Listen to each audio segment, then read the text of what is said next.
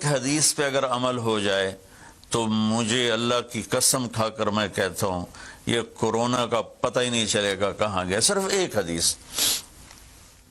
میرے نبی نے فرمایا 4 باتیں مجھ سے لے لو پھر دنیا بھی تمہاری ہے آخرت بھی تمہاری ہے.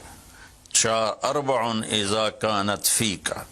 4 باتیں لے لو مجھ سے پھر دنیا بھی تمہاری ہے آخرت بھی تمہاری ہے. تمہیں کوئی ٹیڑھی آنکھ سے نہ دیکھ سکے گا, تمہیں کوئی نقصان نہ پہنچا سکے گا کہ تمہارے رب کا سایہ تم پہ چھا جائے گا. تو 4 باتیں کون سی ہیں؟ صدق و حدیث، ہمیشہ سچ بولنا، جھوٹ نہ بولنا. اب مجھے بتائیں، سارے یہ اینکرز بیٹھے ہیں، سارے ہمارے وزیر اعظم بیٹھے ہوئے ہیں، ہم کتنا جھوٹ بول رہے ہیں؟ ہم کس قدر جھوٹی قوم ہیں؟ ہم اس جھوٹ کے ساتھ اللہ کی بارگاہ میں کوئی مقام نہیں لے سکتے. تو میرے نبی نے پہلی بات فرمائی صدق و حدیث، سچ بولنا. دوسری بات فرمایا حفظ و امانت، کبھی کسی کو دھوکہ نہ دینا. یہ میرے نبی نے فرمایا میرا امتی ہر گناہ کر سکتا ہے، 2 کبھی نہیں کرے گا، ایک جھوٹ کبھی نہیں بولے گا، ایک دھوکہ کبھی نہیں دے گا. تو وزیر اعظم صاحب آپ اکیلے ہیں، دیانتدار ہیں، اللہ سے رونے دھونے والے ہیں، مانگنے والے ہیں، لیکن 22 کروڑ لوگوں میں سچے کتنے ہیں؟ 22 کروڑ لوگوں میں دیانتدار کتنے ہیں؟ ایک بہت بڑے چینل، میں ہاتھ جوڑ کے اینکر بیٹھے ہیں، معافی مانگ کے بات کر رہا ہوں، ایک بہت بڑے چینل کے مالک نے مجھ سے کہا کوئی نصیحت کرے. میں نے کہا چینل سے جھوٹ ختم کر دو. کہا پھر چینل ختم ہو سکتا ہے، جھوٹ نہیں ختم ہو سکتا. تو جہاں جس کو، یہ صرف پاکستان کی بات نہیں، پوری دنیا کا میڈیا جھوٹا ہے اور سب سے زیادہ جھوٹ بولا جاتا ہے. اور میرے رب کو، میرے نبی کو جھوٹ سے نفرت ہے. میرے نبی نے فرمایا پیاز کھا کے مسجد میں مت آؤ کہ فرشتوں کو تکلیف ہوتی ہے، بو ہوتی ہے. لیکن میرے نبی نے فرمایا جب کوئی مرد عورت جھوٹ بولتا ہے تو فرشتے اس کے منہ کی بدبو سے 3 میل دور بھاگ جاتے. تو جھوٹ اور خیانت کے ساتھ ہم کسی آفت کا مقابلہ نہیں کر سکتے. آپ نے فرمایا صدق و حدیث، حفظ و امانت، سچ بولنا چاہے جان چلی جائے، اور دھوکہ نہ دینا. مسلمان کسی کو دھوکہ نہیں دیتا ہے. تیسرا فرمایا حسن و خلیقت، اپنے اخلاق اچھے کرنا، اور اخلاق کا سب سے اونچا مقام حیا ہے. اب میں کیسے بات کروں؟ میرے دیش میں حیا کو کس نے تار تار کیا؟ میرے دیش کی بیٹیوں کو کون نچا رہا ہے؟ ان کے کپڑے لباس مختصر کون کروا رہا ہے؟ یہ کس کے گردن میں یہ گناہ ڈالوں؟ میں مجرم ہوں، میں نے اپنی قوم کو نہیں سمجھایا، میں اللہ سے معافی مانگتا ہوں. لیکن جب مسلمان کی بیٹی بے حیائی کی طرف چل پڑے اور نوجوان بے حیائی کی طرف چل پڑے تو اللہ کی رحمت. سب سے زیادہ عذاب قوم لوط پر آیا کہ وہ بے حیائی میں ساری باؤنڈریز کراس کر گئے تھے، تو اللہ تعالیٰ نے ان پر 5 عذاب بھیجے. 5، کسی قوم پہ 5 عذاب نہیں آئے، ایک ہی عذاب آتا تھا، ان پر 5 عذاب آئے. تو تیسری بات میرے نبی نے فرمائی ہے کہ حیا والے بنو، حیا والے بنو.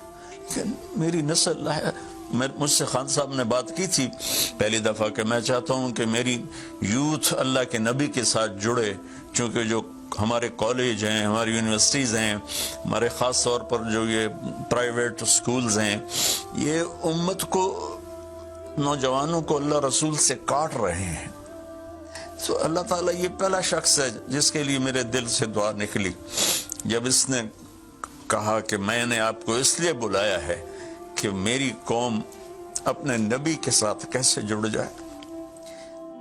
میں کیا بتاؤں، جب تک اس بے حیائی کو نہیں ہم روکتے، اور کوئی روک نہیں سکتا ہے، اندر سے نیت نہ ہو. سرنڈر ماڈل اسکول میں میں نے میٹرک کیا ہے. ہمارے ایک وارڈن، میں ہاسٹل میں رہتا تھا، وہ آ گئے، نمازی تھے، انہوں نے نماز کی سختی کر دی، ہم بے وضو جا کے کھڑے ہو کر نماز پڑھ لیتے تھے. بے وضو.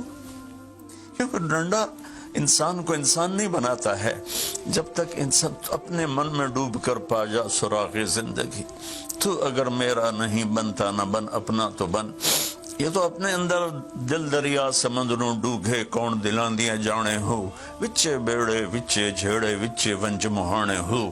میری قوم جھوٹ چھوڑ دے, میری قوم بددیانتی چھوڑ دے, میری قوم بے حیائی چھوڑ دے. وعفت فی تہمت, آخری بات میرے نبی نے کہا رزق ہی امسا مغفور اللہ, جو صبح سے شام تک رزق حلال میں تھک جاتا ہے اس کے اس دن کے سارے گناہ معاف ہو جاتے. تو میں وزیر اعظم صاحب سے اپیل کروں گا کہ پوری قوم سے جیسے ڈونیشن مانگا ہے ایسی پوری قوم سے چلے. میں آپ کی طرف سے اپیل کرتا ہوں کہ کل یا آج رات رمضان کی آئے گی, ساری قوم 2 نفل پڑھے اپنے اپنے گھروں میں, اور ایک تسبیح لا الہ الا انت سبحانک انی کنت من الظالمین. جس کو یاد ہے پڑھ لے, جس کو نہیں یاد ہو استغفر اللہ کی ایک تسبیح پڑھ لے, اور پھر سب اللہ کے سامنے ہاتھ جوڑ کے معافی مانگے. اور اللہ تعالیٰ کہتا ہے ما من یوم الا والبحر یستاذن فی ان یغرق ابن آدم. روزانہ, یہ مسند احمد کی روایت, روزانہ سمندر کہتا ہے یا اللہ اجازت دے میں چڑھ جاؤں اور ان کو بہا دوں. والارض تستاذن فی ان تبتلعہ, زمین کہتی ہے اللہ مجھے اجازت دے میں ان بے حیاؤں کو نگل جاؤں, ان جھوٹوں کو, ان بدماشوں کو, اس مافیا کو میں نگل جاؤں. تو والملائکۃ تستاذن فی ان تعجلہ وتہلکہ, فرشتے اللہ سے کہتے ہیں یا اللہ تو ہمیں اجازت دے ہم ان کا صفایا کریں. میرا اللہ کہتا ہے دعو عبدی فانا عالم بعبدی منکم, جاؤ جاؤ اپنا کام کرو, یہ میرا بندہ ہے اور میں جانوں میرا بندہ جانے. ان کان عبدکم فشانکم بہی, تمہارا بندہ ہے تو مار دو. ان کان عبدی فمنی ولی منی ولی عبدی, اگر میرا ہے تو میں انتظار کروں گا, میں انتظار کروں گا. پچھلی قوموں میں ایک طوائف نے کتے کو پانی پلایا تو اللہ نے اس کی بخشش کر دی, معاف. ہم تو مائل بکرم ہیں, کوئی سائل ہی نہیں, کوئی مانگنے والا تو ہو. ان 4 چیزوں نے ہماری ہر چیز بکھیر دی, توڑ دی. کسی بھی قوم کے لیے جھوٹ, بددیانتی, بے حیائی اور رزق حرام یہ ان کو تباہ و برباد کر دیتا ہے. اور کوئی قوم سچائی, دیانتداری, پاک دامنی اور رزق حلال پر ہوگی تو اللہ کا سایہ ان پر چھا جائے گا, اور دنیا کی کوئی طاقت ان کی طرف آنکھ اٹھا کر نہیں دیکھ سکتی. ہم تو اجڑے چمن کے مالی ہیں. عمران خان کو اجڑا چمن ملا ہے, کہاں تک آباد کر سکے گا, اللہ اس کی مدد کرے. چمن کے تخت پر جس دم شہ گل کا تجمل تھا, ہزاروں بلبلیں تھی باغ میں, ایک شور تھا, غل تھا. کھلی جب آنکھ نرگس سی, نہ تھا جز خار کچھ باقی. بتاتا باغ مارو رو, یہاں غنچہ یہاں گل تھا, یہاں غنچہ یہاں گل تھا. ابھی عمران صاحب نے یرموک کی اور قادسیہ کی بات کی. کتنے تھے؟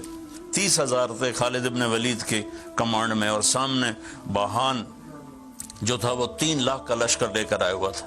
اور قادسیہ کے میدان میں بھی 30,000 صحابہ تھے, اور ادھر سے جو رستم تھا وہ 3 لاکھ کا لشکر لے کر آیا ہوا تھا. ان کے ساتھ اللہ تھا. ہم اللہ کو ساتھ لیں, سارے اسباب اختیار کریں. مالداروں سے کہتا ہوں, میں نے اپنا کلپ الگ ریکارڈ کرایا کہ اس سال ساری زکوٰۃ ان غریبوں میں تقسیم کریں. آپ تک تو ہر آدمی نہیں پہنچ سکے گا. اپنے اپنے علاقے میں جو مالدار لوگ ہیں وہ اپنی زکوٰۃ غریبوں میں ان میں تقسیم کریں, ان کے گھر جا کر دیں. کسی ایک کی دعا لگ گئی نا تو 7 نسلیں ہماری آباد ہو جائیں گی. تو بس میں معافی چاہتا ہوں, آپ نے مجھے کافی دیر بٹھایا تو میں نے بھی تھوڑا سا آپ کا ٹائم لے لیا. تو آپ درود شریف پڑھیں.